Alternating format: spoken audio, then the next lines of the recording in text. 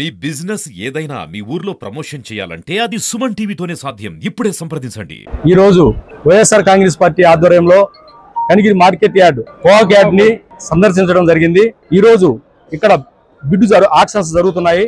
ఈ ఆక్షన్స్ లో బయ్యర్స్ ని ఎంత కొంటున్నారు ఏందని వాళ్ళను అడగడం జరిగింది. అలాగే ఎంత నష్టపోతున్నారు, ఏం జరుగుతుంది అని రైతులతో కూడా పరామర్శించడం జరిగింది.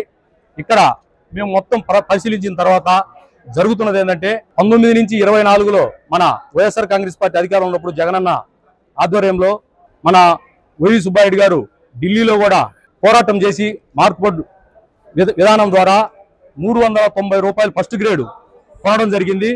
ఇప్పుడు ఈరోజు ఈ కూటమి ప్రభుత్వంలో 250, 260 రూపాయలు మించి పలకటం లేదు. ఫస్ట్ గ్రేడ్ కూడా 250 రూపాయలు మాత్రమే కొంటున్నారు.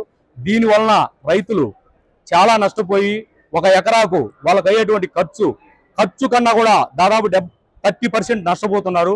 ఆదాయం సంగతి పక్కన పెడితే అసలు లేక కూడా వాళ్ళు పెట్టుబడి కూడా రాని పరిస్థితి ఉంది.